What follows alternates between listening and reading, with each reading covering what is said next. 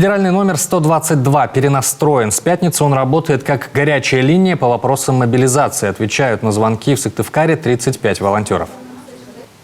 Первыми откликнулись студенты профессиональных образовательных организаций. Это Сыктывкарский торгово-экономический колледж. Там пришли ребята, которые учатся на юристов. И то есть сейчас они здесь, можно сказать, получают практику консультирования по правовым вопросам в области мобилизации. То есть для них это очень большой опыт.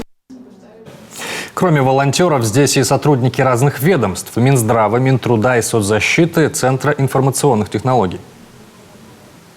Звонят еще мужчины, которые хотят записаться в добровольцы. И таких много. В основном они даже за 40 лет. Многие обращаются с вопросами, почему отправили их друзей, а их до сих пор не забрали. Линия может выдержать одновременно 200 абонентов в очереди. Пока что зафиксированный максимум 9 человек. Мы в день принимаем порядка 300-400 обращений. Система работает в том числе в ночное время. В ночное время с 20 часов по Москве она включается в автоматический режим, принимает обращения в режиме записи. Затем уже операторы, выходя на работу в 8:00, они начинают принимать обращения не только вживую, но и обрабатывать те обращения, которые поступили ночью. Также по поручению главы республики на базе Министерства труда организована еще одна горячая линия для родных и близких мобилизованных.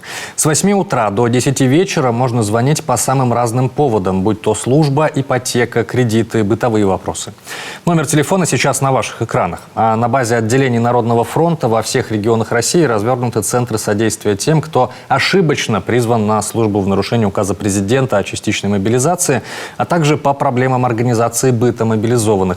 В Коми обращения принимаются в региональном отделении Народного фронта. Адрес и номер телефона сейчас на экране.